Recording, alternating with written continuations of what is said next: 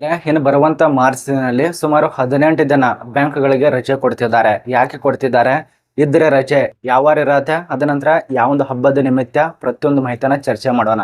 ಕರ್ನಾಟಕ ರಾಜ್ಯದಲ್ಲಿ 18 ದಿನ, ಅಖಿಲ ಭಾರತದಲ್ಲಿ 18 ದಿನ ಮತ್ತು ಕರ್ನಾಟಕ ರಾಜ್ಯದಲ್ಲಿ ಯಾವೊಂದು ಜಿಲ್ಲೆಯಲ್ಲಿ ಯಾವ್ಯಾವ ಬ್ಯಾಂಕು ರಜೆ ಇರತ್ತೆ, ಪ್ರತಿಯೊಂದು ಮಾಹಿತಿ ಬಗ್ಗೆ ಚರ್ಚೆ ಮಾಡೋಣ. ವಿಡಿಯೋ ನಿಮ್ಮೊಂದು ಫ್ರೆಂಡ್ಸ್ಗಳಿಗೆ ಶೇರ್ ಮಾಡಿ. ಇದು ಮಾರ್ಚ್ ತಿಂಗಳಲ್ಲಿ ಬ್ಯಾಂಕ್ಗಳ ರಜೆ ಪಟ್ಟಿಯಾಗಿರತ್ತೆ, ಆ ಒಂದು ಪಟ್ಟಿ ಬಗ್ಗೆ ಚರ್ಚೆ ಮಾಡೋಣ. ನಿಮ್ಮ ಒಂದು ಫ್ರೆಂಡ್ಸ್ಗಳಿಗೆ ಶೇರ್ ಮಾಡಿ, ನಿಮ್ಮ ಅನಿಸಿಕೆ ಕಮೆಂಟ್ ಮಾಡಿ.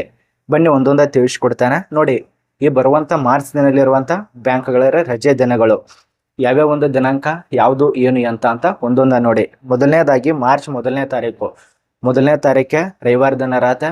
ರವಿವಾರ ಇದು ವಾರದ ರಜೆ ಇರೋದ್ರಿಂದ ಸುಟ್ಟಿ ಕೊಡ್ತಾರೆ. ಮಾರ್ಚ್ 8ನೇ ತಾರೀಕು, ಮೊದಲನೇ ತಾರೀಕು ಆದ ತಕ್ಷಣ ಮಾರ್ಚ್ 8ನೇ ತಾರೀಕು ಭಾನುವಾರ ಇರತ್ತೆ.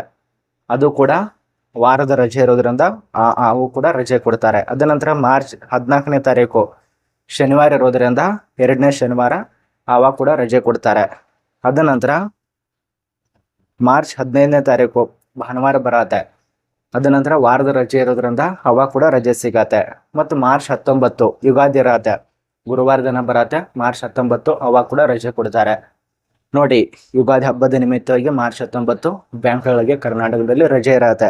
ಅದ ನಂತರ ಮಾರ್ಚ್ 20ರಂದು ಶುಕ್ರವಾರ ದಿನ ರಂಜಾನ್ ಇರೋದ್ರಿಂದ ಅವಾಗ ಕೂಡ ಕರ್ನಾಟಕದಲ್ಲಿ ಬ್ಯಾಂಕ್ಗಳಿಗೆ ರಜೆ ಕೊಡ್ತಾರೆ.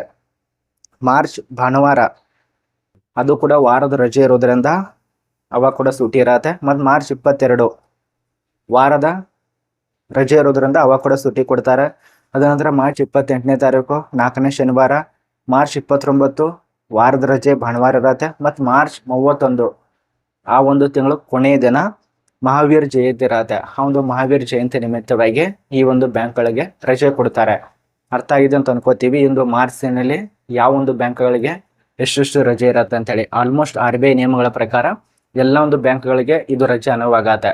ಯಾವುದೇ ಒಂದು ಅಲ್ಲ, ಪ್ರತಿಯೊಂದು ಬ್ಯಾಂಕ್ಗಳಿಗೆ ರಜೆ ಅನುವಾಗತ್ತೆ RBI ನಿಯಮಗಳ ಪ್ರಕಾರ.